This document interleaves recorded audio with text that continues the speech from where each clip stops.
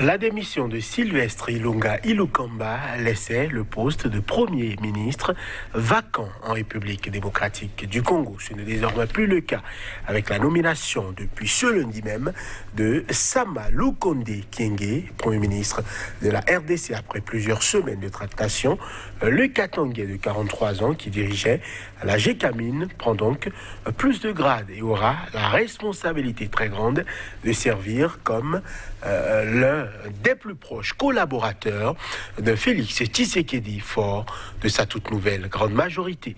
Pourquoi le choix du président Félix Tshisekedi sur Sama Lukonde Kyenge? Jean-Pierre Bemba ou Moïse Katumbi n'aurait-il pas pu briguer avec succès ce poste?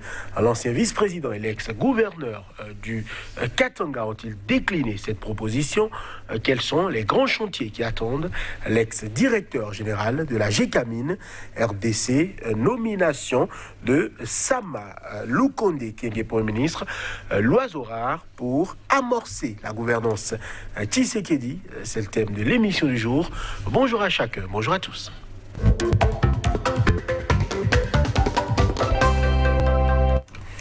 Avec nous aujourd'hui pour en parler, Josper Zouanago, bonjour.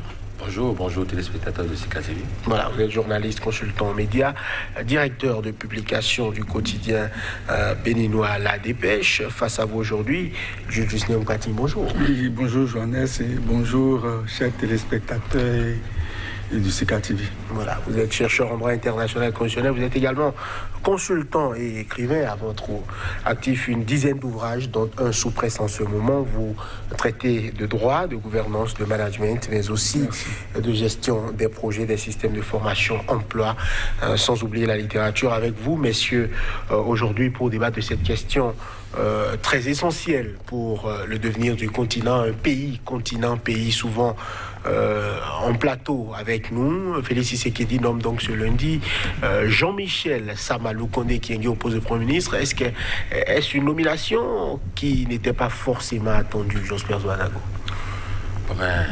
Je dirais que c'est attendu d'une manière ou d'une autre, dans la mesure où ce Lukonde Kyenge doit être un vénard politicien, si j'ose ainsi m'exprimer, dans la mesure où à 43 ans, vous voyez déjà son parcours.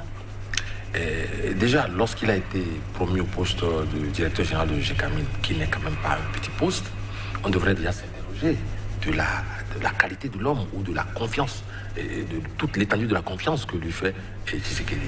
Mais là encore, quand on regarde un peu l'homme, on se dit, à 43 ans, et avoir déjà fait tout ce parcours, il était avec Katumbi, il était avec Kapila, il a été à la GECAMIN, il est maintenant, avant d'être à la GECAMIN, c'est qu'il a été positionné par Tshisekedi. Bon, qui est-il, ce Lukonde, pour avoir autant de sympathie ou d'attache avec les politiciens? Donc, il doit avoir un secret. Et donc, je dis, on devrait s'attendre à ce qu'il se retrouve à ce poste, même si ça surprend un peu. Alors, l'homme de 43 ans était jusqu'à présent directeur général de la société publique minière GECAMIN. C'est une entreprise d'État extrêmement stratégique en RDC. C'est, on va dire, le fleuron du développement économique même de la RDC. C'est souvent un homme de confiance du chef de l'État qui brigue ce poste-là. Déjà, ce choix-là, est-ce que c'est pour le remercier d'avoir travaillé donc à la GECAMIN depuis 2019, juin 2019, ou c'est un choix stratégique pour conduire, pourquoi pas, les affaires du pays? Vous voyez, je crois que ce n'est pas juste un choix opéré pour le remercier. Il faut, comme l'a commencé mon aîné tout à l'heure, je crois qu'il faut percer suffisamment la personnalité, la culture et l'éducation de cet animal politique-là, pas une analyse orientée sur la personne, son parcours et tout ça. Et il faut par la suite, dans une démarche prospective et stratégique, analyser maintenant les enjeux et les défis qui sont devant lui par rapport à sa nouvelle géopolitique, si je peux raisonner comme ça. avec M. Jean-Michel Sama Lukande et Kyenge, je crois que c'est ça le nom. Fait, oui. J'ai compris que être politique ou politicien n'est pas une affaire de génération spontanée. Et on connaît un peu, on connaît quelques personnalités, hommes, dames, au Bénin, en Côte d'Ivoire, au Togo, qui ont évolué un peu comme ça pour dire quoi? Lorsque vous voyez déjà son géniteur, son père était un homme politique. Voilà, un homme politique très fin. Et c'est un monsieur qui a été très tôt habitué aux réunions politiques, un monsieur qui a été confronté très tôt à des contraintes de la vie et qui en même temps a pris au sérieux ses études. Donc, quand j'étudie un peu cette personnalité-là sur le plan intellectuel, je suis séduit. Et c'est un monsieur qui très tôt a démarré la politique. Et pour démarrer la politique, vous voyez, cette migration de sa zone agricole vers Kinshasa, où il a très tôt découvert les couloirs politiques, où il s'est mis dans des intrigues politiques, où il sait comment jouer le jeu. Alors, tout récemment, ces 3 ou 4 dernières années, quand vous étudiez son parcours, vous constatez que c'est un monsieur qui a eu affaire avec Kabila. Il a démissionné en 2015 par discipline vis-à-vis de son parti politique. Vous voyez que c'est un monsieur qui a eu à traiter avec Moïse Katumbi. Tout à fait. Vous constatez que ce monsieur, par la suite, a migré vers Félix Tshisekedi et lui est resté fidèle et par la suite a été nommé à cette grande société Gécamine. Vous avez sorti le mot, c'est une marque de confiance. Confiance, compétence, stratégie. Le président Tshisekedi, il compte beaucoup sur ce joker-là. Si on devait raisonner en termes de jeu de cartes ou de belote, enfin là où il parle de joker, là, c'est un jeu de cartes dans lequel il parle de joker. Alors c'est un élément clé.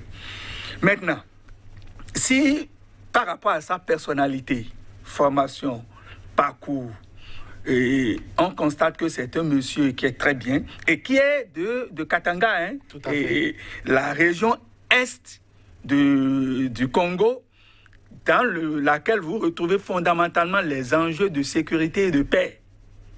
Une région qui fait intervenir fondamentalement les acteurs internationaux, l'Union européenne et les États-Unis, en liaison évidemment avec le Congo. Maintenant, quand on passe maintenant, on vit vers Monsieur Jean-Michel Sama Lukande, dans la géopolitique pure, on le voit et c'est là que ça m'inquiète. Je vais évoquer rapidement sa situation géopolitique et me poser une question, ou bien nous poser une question. Vous le voyez au milieu de l'Assemblée nationale, qui est un organe fondamental. En fait, il est délégué de l'Assemblée nationale au sein du gouvernement, au sein de l'exécutif. Tout à fait. Vous avez l'Assemblée nationale, vous avez le président de la République qui lui fait extrêmement confiance et par lequel il est arrivé.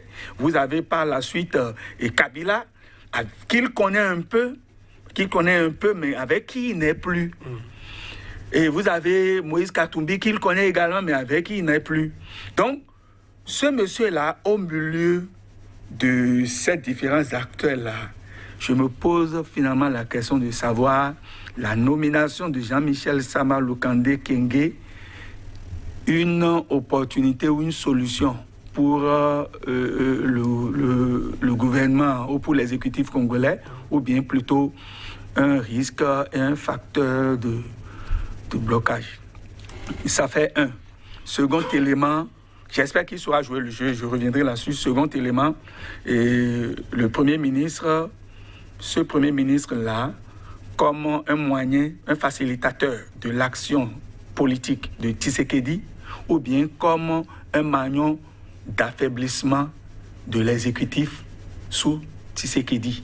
Il me semble que ce monsieur devient non seulement un joker du point de vue de sa personnalité, mais un joker, un élément clé dans la gouvernance politique et dans les stratégies de Tshisekedi.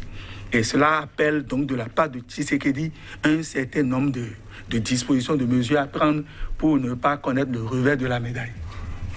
Voilà, alors le nouveau Premier ministre, on le sait, est originaire donc du Katanga, le sud-est, un vaste sud-est du pays, extrêmement riche en minéraux. On sait qu'il était député national avant ses 30 ans, ministre des Sports, puis démissionnaire sous Kabila, puis opposant. Est-ce que, selon vous, c'est un profil qui intéresse et est-ce un profil qui peut faire le job? Oui, tout à fait. Moi, je pense plutôt que quand on regarde un peu ces différentes périphéties, on se dit c'est l'homme du milieu. Et il pourra très bien servir d'équilibre. Pas de difficulté à collaborer avec quelqu'un que ce soit. Avec tous les acteurs. D'ailleurs, vu qu'il a eu à servir auprès de tous les grands leaders. Katoubi l'a félicité, lui a souhaité un bon parcours, une bonne mission. Et Kabila, même si aujourd'hui il n'est pas avec Kabila, il sait mieux que quiconque comment aborder désormais les problèmes liés à Kabila et aux déconfitures que nous connaissons au niveau du Congo démocratique.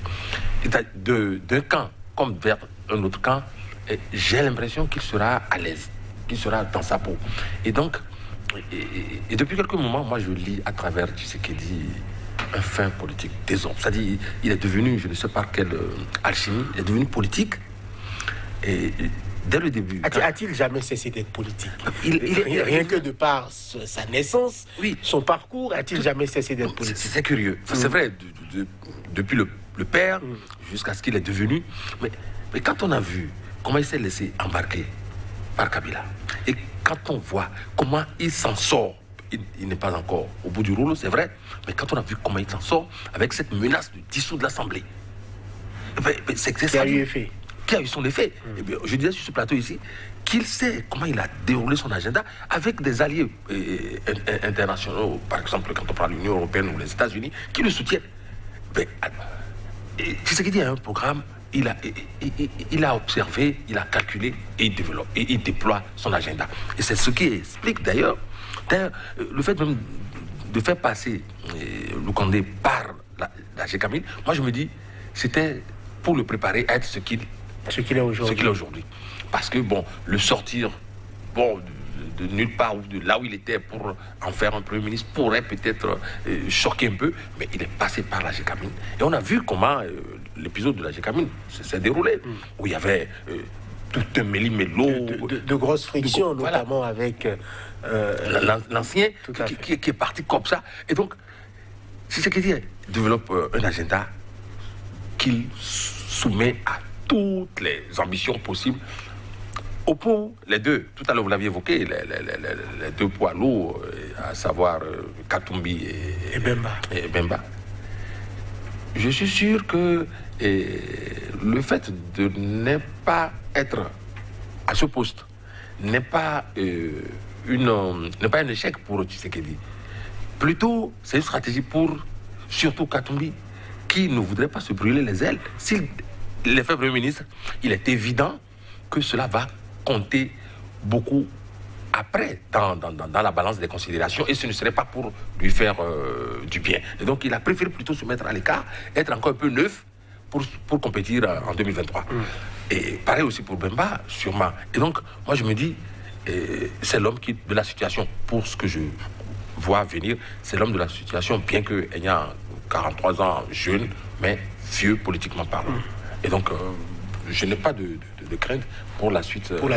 Alors, certains voyaient, beaucoup d'analystes politiques congolais voyaient l'ex-gouverneur de l'ex-Katanga, Moïse Katumbi Tchapoué, dans ce poste-là de super premier ministre, puisqu'il a déjà servi le Congo aussi bien au Katanga que très proche en dirigeant la famille présidentielle, le PPRD de Joseph Kabila. Après, il est allé en disgrâce, il est allé à l'opposition, il a connu l'exil, il a connu diverses affaires. Beaucoup le voyaient revenir donc dans le jeu politique en brillant ce poste de Premier ministre-là, mais visiblement, cela ne s'est pas fait. Qu'est-ce qui a pu expliquer ou qui peut expliquer cette absence-là de Katumbi de ce poste de Premier ministre? On a eu à faire une émission ici, je crois que ça doit être notre dernière émission, notre dernière émission sur la RDC. Et dans un pan de nos analyses, on se demandait, puisque le Premier ministre Ilunga avait connu cette défiance-là, il devait partir, et qui on voyait parmi les alliés. Et je disais justement que, en tout cas, ceux qu'on pense comme Katumbi ne vont pas vouloir être Premier ministre parce que c'est comme une manière pour eux de s'exposer. Et s'exposer à Tshisekedi en même temps que s'exposer sur le terrain politique. Et je me suis dit qu'ils allaient juste donner leur bénédiction à un satellite, ce que j'ai appelé satellite. C'est proche. À un proche. Mais moi, j'appelle ça satellite. Et je sais pourquoi il dit ça. Maintenant, il est là. Et le candidat est là. L'article 91 de la Constitution congolaise prévoit qu'il doit pouvoir préparer son projet de société, sa politique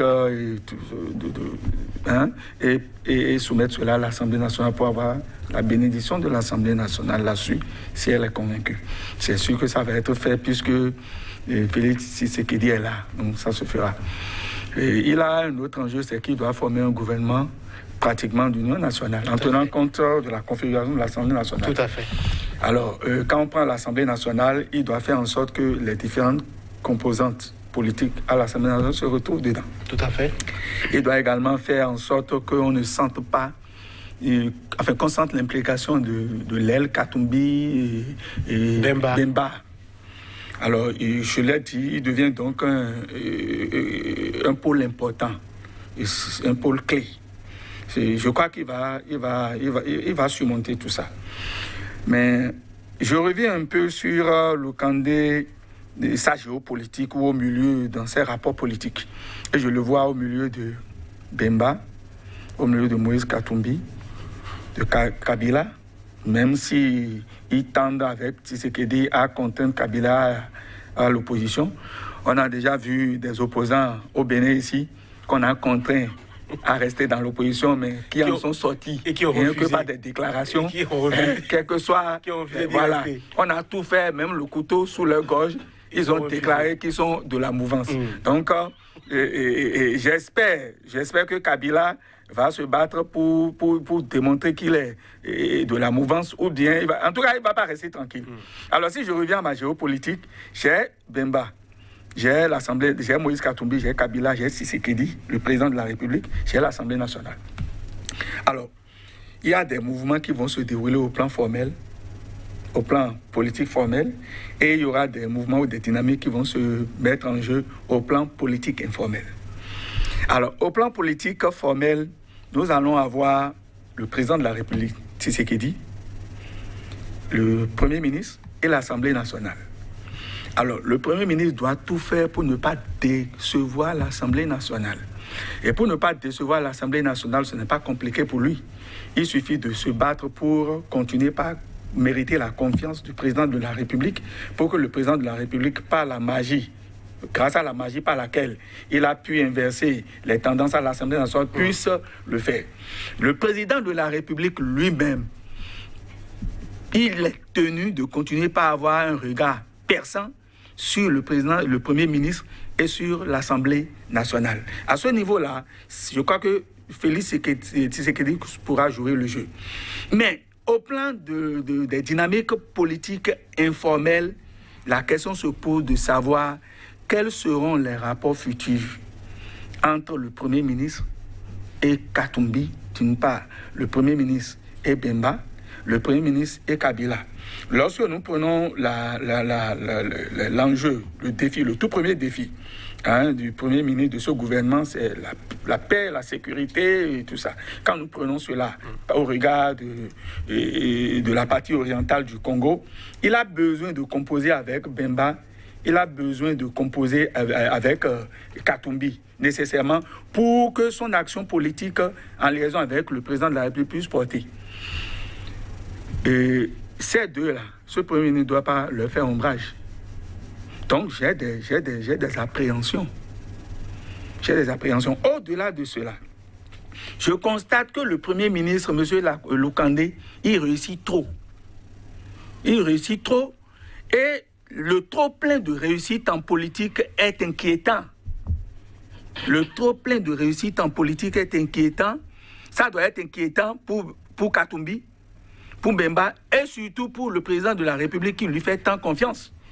C'est-à-dire que dans cette situation-là, soit il continue pas à rester l'enfant docile du président de la République et il travaille à ce qu'à la prochaine élection, il puisse soutenir le président de la République qui prend des dispositions déjà pour empiler. Tout à fait. Maintenant, avec ce trop plein de réussite, est-ce qu'il ne va pas devenir quelqu'un d'imbu de sa personnalité, pas de sa personnalité, de ses réussites, qui serait tenté de se dire, mais est-ce que je ne suis déjà pas prêt pour tenter l'élection présidentielle. Et quand ça va, ou bien d'autres peuvent susciter cela chez lui. Donc il doit faire attention pour ne pas se retrouver en opposition, tout soit en guerre froide avec le président de la République. Bon. Par conséquent, ce Premier ministre, là, Lukande, il devient le fou du roi et que le président de la République doit suivre de près. Voilà qui est clair. Alors, Katumbi a salué donc la formation et la nomination de ce nouveau Premier ministre. Je lui souhaite plein succès dans ces lots parmi mais il y a une réserve. La paix et la sécurité. Mais ça, pour tous les c'est là la question. Demeure le défi majeur de l'action gouvernementale. Une réaction, j'espère, Zouanago? Je voudrais encore être un peu naïf pour croire que à cette étape des choses, ni Katumbi ni Bemba n'auraient donné leur conclusion si il n'y avait pas matière à aller dans ce sens. C'est-à-dire, je voudrais m'expliquer pour dire que si on en est arrivé à cette nomination, c'est avec l'aval de l'un et de l'autre. Ce qui se dit dans les coulisses, nous ne sommes pas là pour le voir, mais c'est vrai que nous pouvons déjà lire entre les lignes. Quant aux ambitions qui pourraient naître chez Condé, c'est possible, c'est évident. Mais la situation va se décanter puisque un peu avant 2023, il va y avoir ce qui pourrait ressembler à une crise parce que chacun va vouloir commencer par affiner ses positions. Parce que là maintenant, on ne verra pas Katumbi en confrontation avec Tshisekedi, ni Bemba en confrontation parce qu'il y a un deal qui fait qu'ils seront en paix. Il y a comme un accord de gouvernance. Oui. Ils seront en paix. S'ils veulent être en paix, ils n'ont rien à tenter maintenant. On est en Afrique. Mais s'ils ne veulent pas être en paix, dès qu'ils se mettront en écharpe, tout de suite, vous allez voir, ça va commencer. Vous voyez ce qui est en train d'arriver à Kabila. Donc, bref, ils vont observer cette échéance-là jusqu'à quelques encablures de 2022. Et là, les hostilités vont démarrer. Et c'est en ce moment qu'on verra si un certain Lukande va vouloir sortir les griffes ou alors continuer pas à rester dans fidèle à Tshisekedi. À son leader. Mais je pense plutôt pour sa fidélité à Tshisekedi parce qu'il a encore le temps de se formater. Encore qu'il y a suffisamment de crocodiles. Tout à fait. Déjà prêts pour la bataille auquel il pourrait. Oui. Et là, il est plus gagnant. Mais attendez, on peut être Premier ministre et revenir encore à la Gécamine parce que la Gécamine, ce n'est pas une petite société comme ça. Tout à fait. Et donc, pour l'heure, celui qui peut lui offrir cette possibilité, c'est encore Tshisekedi. Et donc, il a intérêt à rester sous les ailes de Tshisekedi, à faire le job. Et il a la chance d'avoir reçu l'onction de Tshisekedi, quand même. Ce n'est pas rien. Et ce n'est pas une inquiétude lorsque Tshisekedi dit qu'il espère bien qu'il va attaquer le problème crucial de la sécurité. Tout Congolais aujourd'hui, c'est comme un programme politique. Lorsque vous voulez vous extérioriser qu'il n'y a pas cet ingrédient dans vos éléments de langage, c'est qu'il y a comme quelque chose qui manque. C'est la sécurité est une réalité aujourd'hui au Congo. Et donc je pense qu'ils vont l'aider à aller sur ce terrain. Ça peut commencer par s'arrêter en 2022, mais pour l'heure, il a le vent en poupe, il va avancer, le Lukando. Le chanceux Lukando, il va avancer. Alors, lors de sa prise donc, de fonction, il a été rencontré le président Félix Tshisekedi. Déjà, ils ont échangé. Il a déclaré donc que la question sécuritaire était l'un des domaines les plus prioritaires, particulièrement dans l'Est de la République démocratique du Congo et dans le Katanga. Est-ce que vous êtes d'accord que la sécurité est quand même la priorité pour un tout nouveau Premier ministre congolais? Je l'ai dit tout à l'heure dans l'une de mes prises de parole. Et je voudrais partir d'une déclaration de Moïse Katumbi. Les hommes politiques, il faut savoir décrypter leur message. Et il a eu à dire qu'il le félicite, je paraphrase, qu'il le félicite, tout ça. Et par rapport aux lourdes charges qu'il aura en tant que Premier ministre, lourdes charges. Ce n'est pas ce qu'il met dans lourdes charges. C'est seulement des charges gouvernementales ou bien des charges politiques aussi, des charges politiciennes. C'est très important. Premier ministre. Dans ces rapports, dans le rapport entre Katumbi et Tshisekedi, c'est tout ça qui est dans charge. Maintenant, il dit en particulier la paix et la sécurité dans tout le Congo. Alors je me pose la question de savoir, ça là, en particulier la paix, la sécurité comme défi pour tout le Congo là. Ça peut être perçu comme un conseil qu'il donne au Premier ministre qui a certainement reçu son onction. De ce point de vue-là, je suis tranquille, apaisé, et je vois que le Premier ministre qui, au sortir des échanges avec le président de la République, a dit qu'il faut attaquer tout de suite la question sécuritaire et l'Union européenne, les États-Unis sont déjà prêts, et même depuis des accords se conduisaient, RSS, ils ont plein de projets de réforme de la sécurité, il y a plein d'actions qui se déroulent là.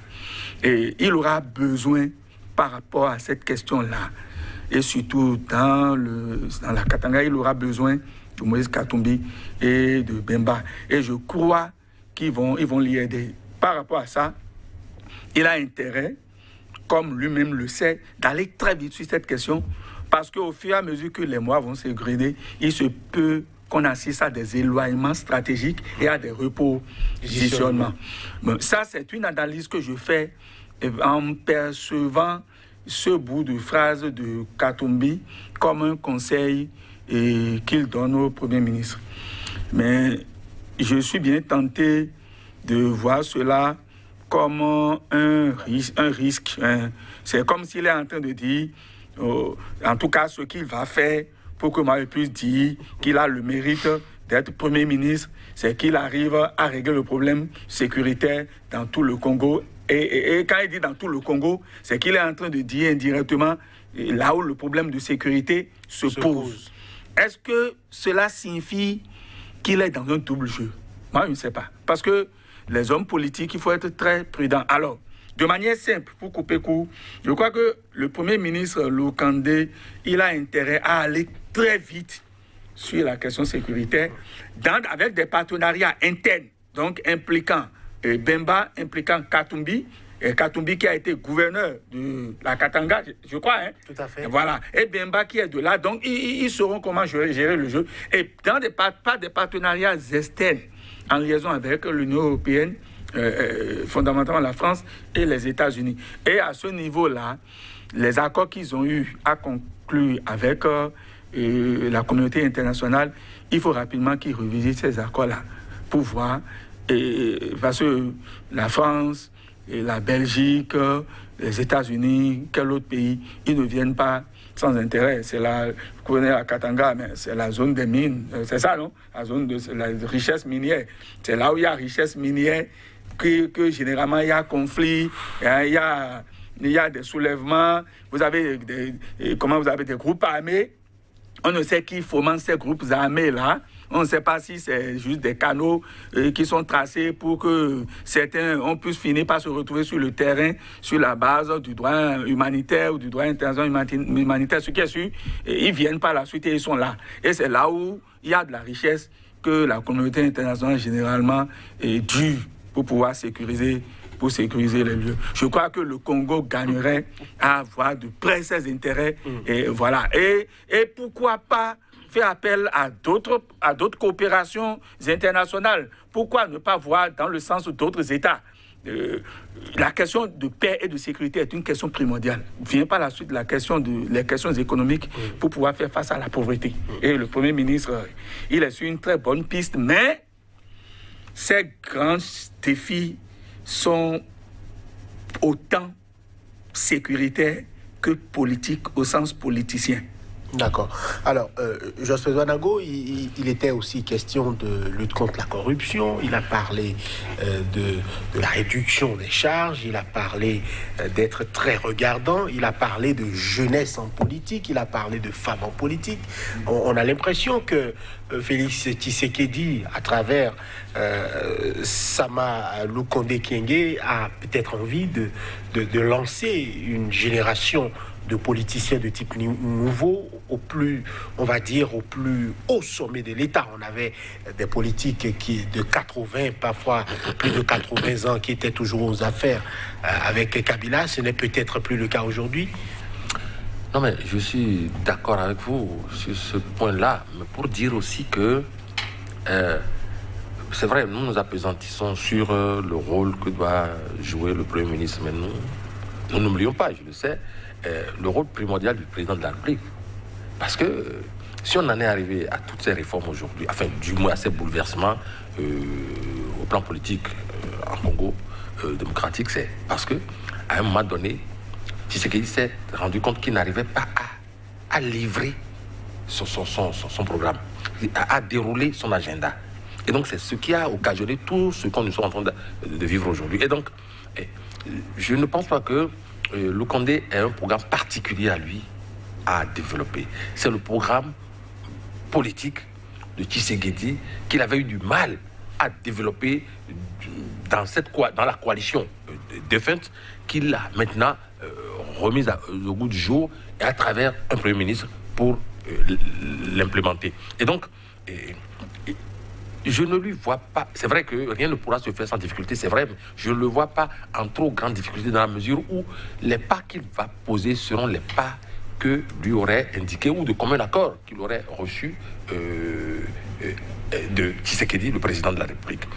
Et Tshisekedi n'a aucun intérêt à laisser le Premier ministre aller en aventure et se croiser les bras. Bien au contraire, mieux encore, les autres partenaires, enfin, je les appelle partenaires jusqu'en 2022, Bemba et Katumbi ont intérêt aussi à aider à ce que, déjà dans la formation du gouvernement, vous allez noter les heures à venir, les jours à venir, que ce sera un gouvernement qui prendra en compte.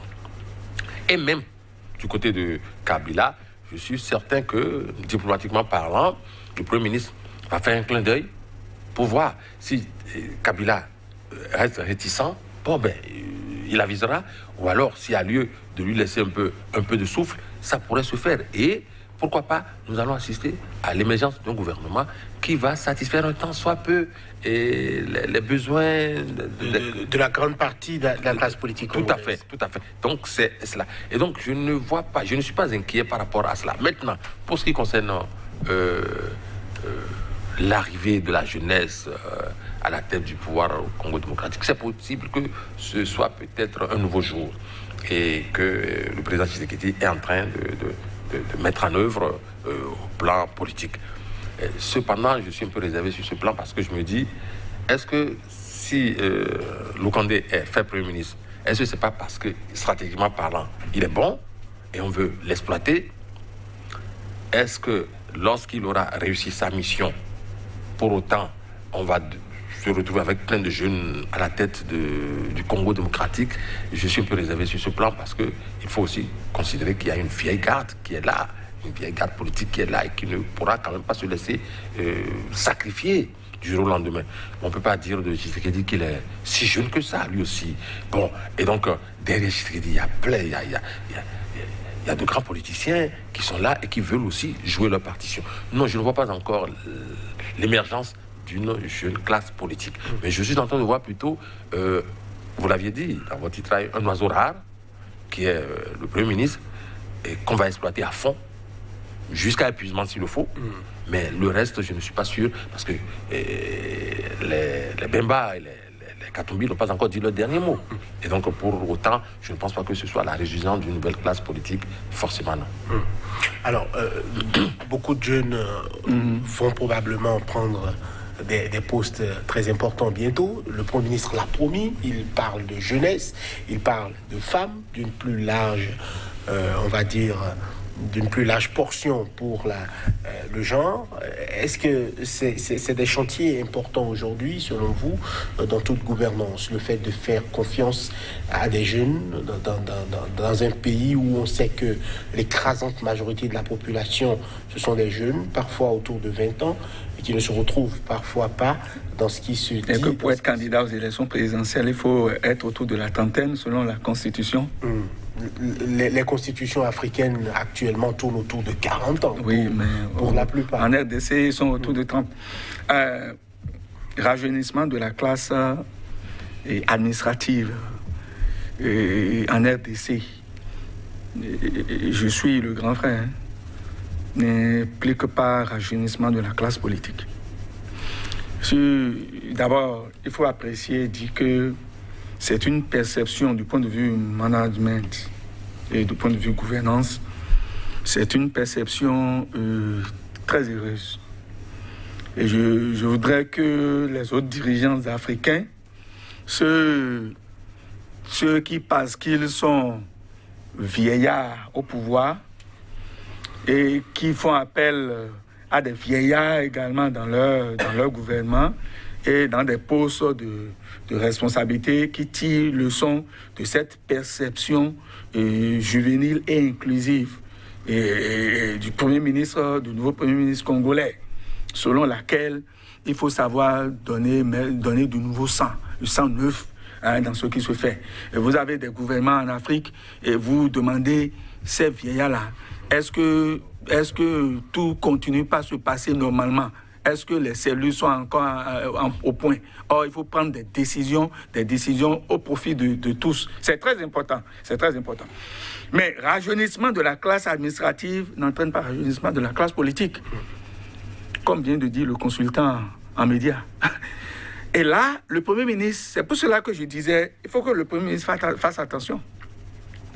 Il faut qu'il ait une communication politique suffisamment claire pour que les acteurs politiques, les anciens, les Katumbi, les Bemba et d'autres que nous ne connaissons pas, qui essayent, malgré la dureté du sol, d'émerger, de sortir la tête, pour qu'ils sachent que ce monsieur-là ne veut pas utiliser des postes de responsabilité pour pouvoir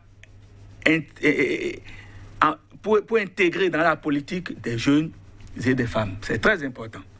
Second élément, et l'approche inclusive au regard des femmes, c'est très bien. C'est très bien, mais il faut que ce soit des femmes compétentes. Vous savez, il y a environ 30 ans, 40 ans, là je descends dans une analyse simplement sociale. Lorsque dans un groupe on retrouve 1, 2 ou 3 femmes, ou lorsque des hommes échangent et une femme apparaît, ils se ravisent automatiquement, ils se rectifient. Lorsqu'on conduit, par exemple, et qu'on voit une femme au bord de la voie, on est gêné qu'elle soit au soleil et on la prend, on la dépanne, sans chercher des avantages matériels ou immatériels chez elle. Mais de nos jours, la jeune féminine est de plus en plus criminalisée.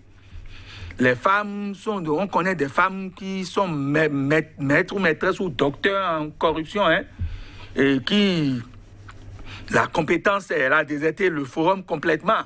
Elles n'ont de compétences que le dessous de la ceinture. Que les dames m'excusent. Il y a des dames qui sont très bien, mais il y a des dames également qui reçoivent leur élévation professionnelle autrement. C'est la raison pour laquelle il ne faut pas se baser juste sur le sang jeune et le sang féminin pour pouvoir faire des nominations. Ce n'est pas prudent.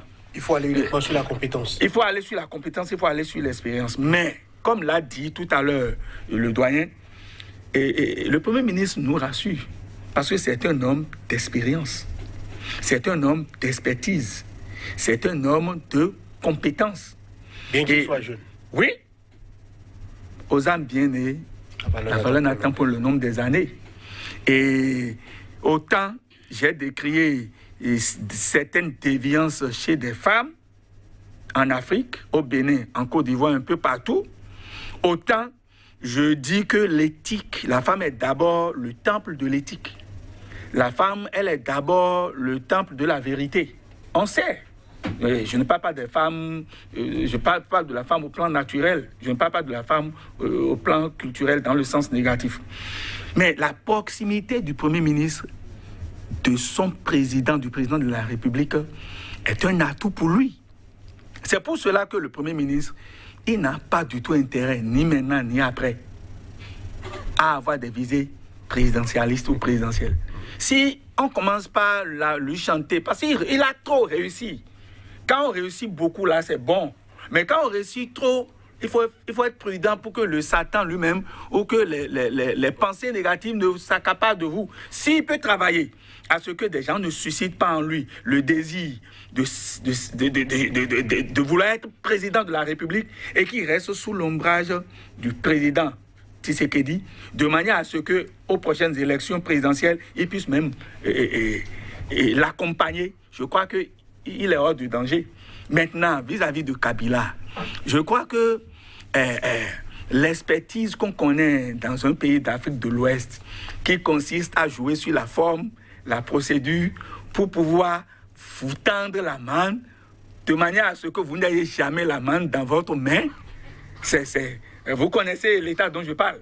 C'est une démarche, c'est une procédure, c'est une stratégie qui va certainement être développée vis-à-vis de Kabila, pour qu'on puisse dire après, oh, on l'a approché, on lui a dit de venir chercher le poste de ministère, au poste de ministre pour ses proches. Et on a tout fait pour qu'il soit dans l'union sacrée, mais il a préféré rester dans l'opposition. C'est lui-même qui l'a choisi. Je crois que on va certainement développer une stratégie d'urgence vis-à-vis de lui, parce que on ne peut pas être en train de se débarrasser d'une punaise et aller la rechercher, ou aller rechercher une poule dans ses cheveux. Voilà. Voilà qui est clair. Alors, Moïse Katumbi, visiblement en pôle pour 2023, c'est évident. Jean-Pierre Bemba, ses ambitions sont aussi intactes. Selon vous, comment voyez-vous le jeu pour 2023 ? Comment cela pourrait se jouer, selon vous ? Face à tout cet énorme-là, il ne faut pas enterrer le leader de ce qui reste de la coalition Lamouka. Je veux parler de Martin Fayoulou, qui est toujours dans la contestation de l'élection passée et qui, dans une récente interview, disait que tout ce qui se trame aujourd'hui, c'est une vaste escroquerie. On se dit que 2023, ça risque d'être un choc des titans. Tous ces opposants-là qui jadis étaient ensemble, je me souviens bien qu'ils étaient ensemble à Bruxelles lors de cette grande coalition-là. Aujourd'hui, ils se retrouvent dans l'arène politique RD congolaise. L'un est devenu président, l'autre opposant, d'autres sont des opposants modérés, certains aujourd'hui sont dans l'union sacrée. Comment cela va-t-il se faire ? Non, mais écoutez, en 2021, il n'y aura pas trop de friction. Nous sommes en 2021. En 2022, ça va commencer par se corser. Mais j'ai l'impression, je peux me tromper, j'ai l'impression que Bemba et Katumbi, il y a eu cette rencontre avec Tshisekedi au sorti tout sourire. Le sourire était large et le sourire était même considéré comme un sourire Colgate. Ils ont dîné tout ensemble. Tout à fait. Ils sont restés tard. Bon, bref, je me dis, on n'a pas que parlé de gardons la paix, gardons la cohésion. On a parlé d'autres choses. On a parlé de contrat sûrement. Et puis, je ne suis pas payé pour savoir ce qui s'est dit. Je donnerai tout pour le savoir, mais je ne sais pas encore. Donc, ce qui me fonde à dire que Tshisekedi doit avoir noué un certain nombre d'alliances qui pourraient, peut-être, ça va nous paraître extraordinaire, qui pourraient lui permettre, n'est-ce pas, de remplir en 2023. De remplir en 2023. Vous pensez? C'est une question de contrat. Oui, en politique. En fait, Bemba et Katumbi veulent prendre la tête du Congo démocratique, bon, et avaient des besoins, pas seulement pour déployer un programme politique.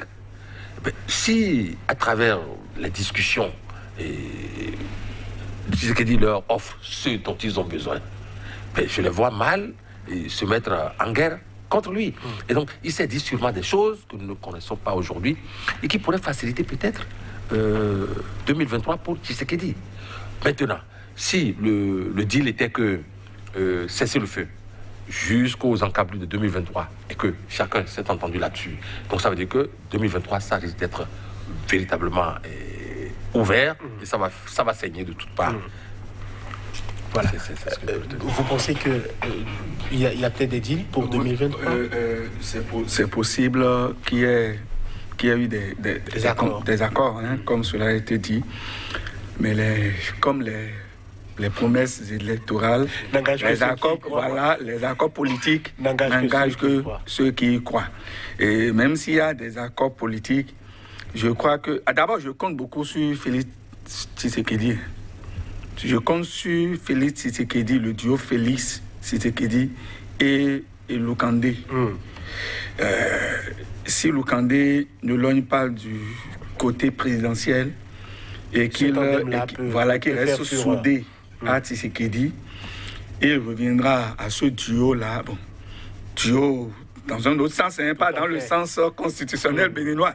Il revient à ce duo-là de développer des stratégies pour pouvoir donner l'impression à Katumbi qu'on est proche de lui, Bemba qu'on est proche de lui et en même temps éloigné.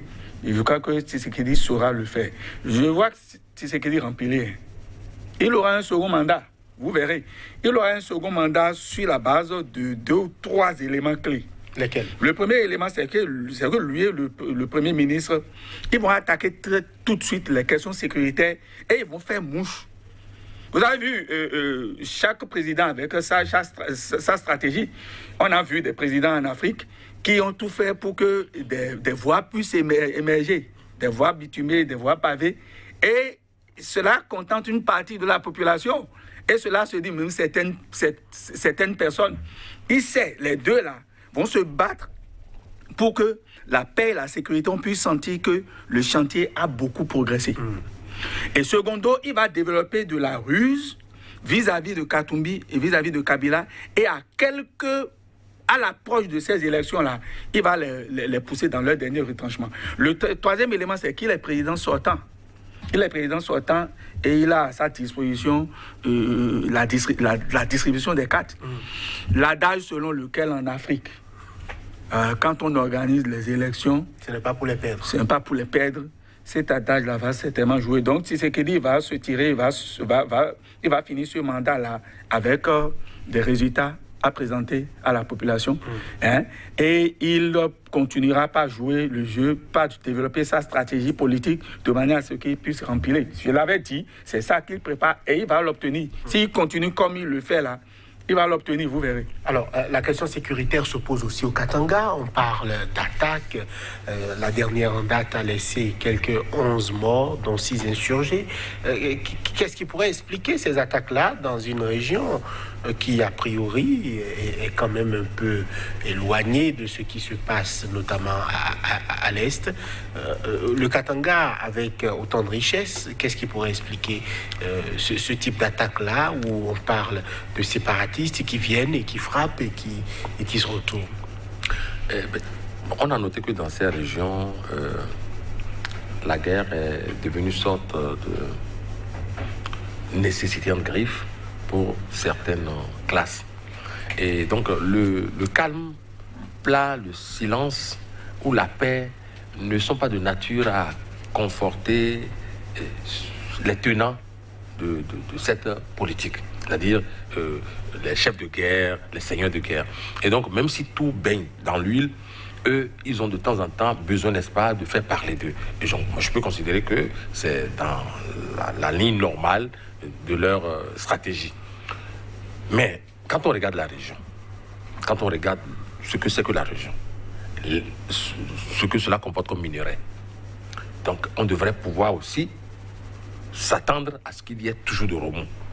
Parce que c'est dans le brouhaha, c'est dans le tintamarre, c'est dans le bruit que peuvent s'opérer les extractions non contrôlées, le déplacement des richesses d'un point à un autre. Ben, si tout va bien, la douane fonctionne, la gendarmerie fonctionne, la police fonctionne dans un état régulé, je ne pense pas que ceux-là peuvent opérer, aller chercher les richesses, les extraire, aller les vendre en contrebande. Ils ne pourront pas le faire. Et donc, si on installe la pagaille, ça marche. Et donc, c'est ce qui explique ces attaques. Comme on en note d'ailleurs sur notre continent, ailleurs, d'autres au Mali ou au Niger et autres. Et donc, quand on sème la zizanie, ça permet, n'est-ce pas, de faire des transactions douteuses. Et donc, moi, je voudrais l'expliquer par ces comportements-là. Mais c'est vrai que nous avons oublié un peu l'autre pan, la lutte contre la corruption. Vous savez, Tshisekedi va attendre ce qui va expliquer son intérêt pour 2023. Il va attendre. Vous savez, en Afrique, ce qu'utilisent souvent certains chefs d'État, c'est-à-dire il attend. Les populations sont sensibles à voilà. contre la pollution et contre la corruption. Oui, il peut, lorsqu'il voit que c'est une tête émergente, on va lui trouver 2 ou 3 petites affaires, et puis on le prend, on le met au pilori, et puis la population crie, la population qui n'a pas compris, crie, vous dit, mais ça, il a tapé dans le mille. Mais ça, il a tapé dans le mille. Il le fera à des proches ou à des gens insoupçonnés, comme il avait fait. Bon, bref, moi je me dis, il a la tellement corruption de cartes, comme stratégie pour se faire réélire. Tout à fait. Il a des cartes qui ne sont pas totalement de bonnes cartes, même des cartes puantes à la limite que nos politiciens détiennent, qu'ils utilisent à la dernière minute. Ce qui fait que 2023, comme je l'ai dit tantôt, ça va saigner de toutes parts. Ça va saigner. Les amours d'aujourd'hui vont devenir la haine et autres par la suite. Et à 1 an des échéances, la configuration, ça va changer. Et qui nous dit même qu'à 1 an des échéances, on ne verra pas une coalition extraordinaire entre un certain Kabila et Tshisekedi. Rien n'est exclu.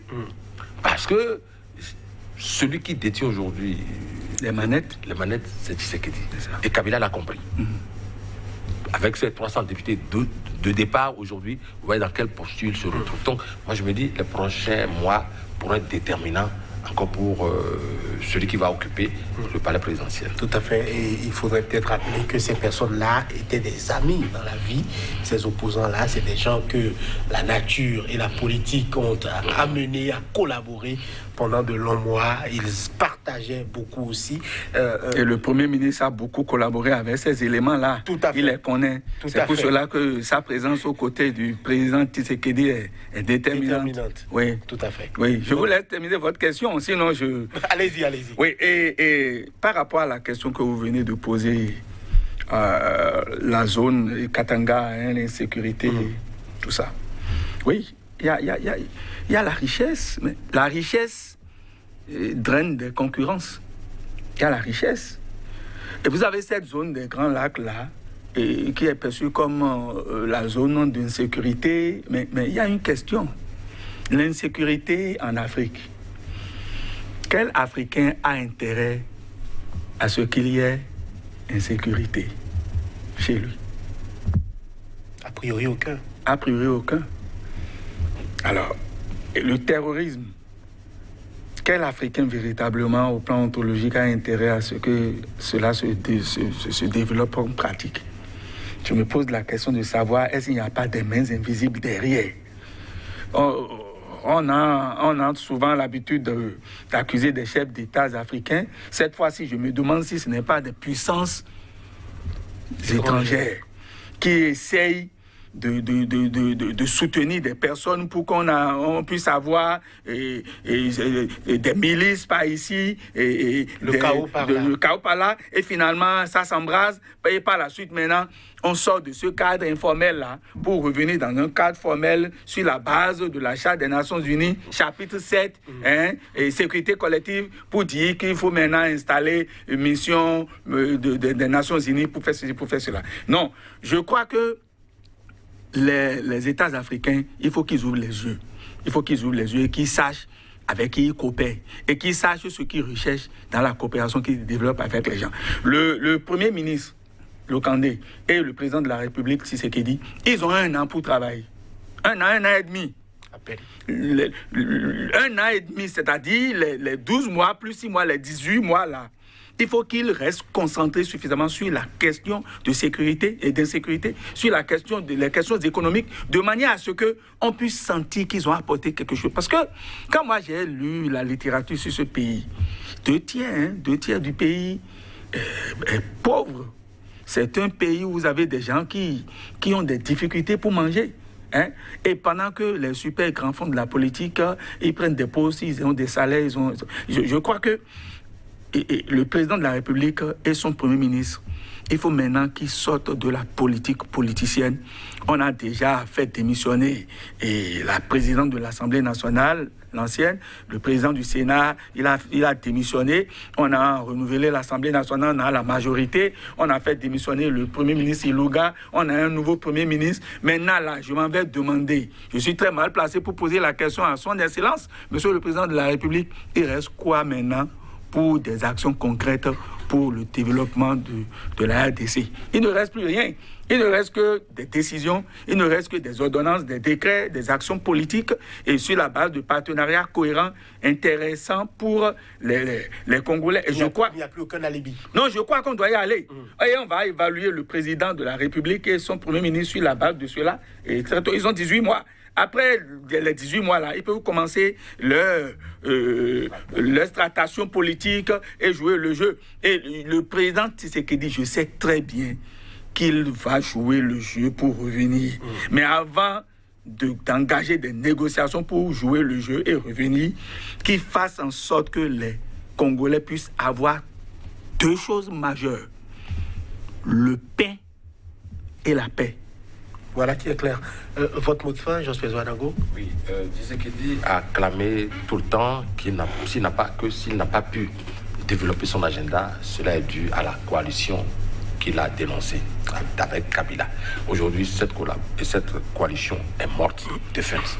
Donc, il n'y a plus de raison que Tshisekedi ne puisse développer son agenda. Et donc, nous l'attendons sur ce terrain. Voilà qui est clair, vous êtes Joseph Zouanango, journaliste, consultant en médias, directeur de publication du quotidien béninois La Dépêche. Face à vous aujourd'hui, Justine Mbati, chercheur en droit international et constitutionnel. Vous êtes également consultant et écrivain. Mesdames, Messieurs, merci d'avoir suivi. Cette émission était consacrée à la République démocratique du Congo et donc à la nomination de Sama Lukonde Kyenge, Premier ministre. Était-ce ou est-ce l'oiseau rare pour la gouvernance, pour amorcer la gouvernance Tshisekedi? C'est la question qu'on a posée au débatteur du jour. Merci d'avoir suivi. À bientôt pour l'autre numéro de votre émission.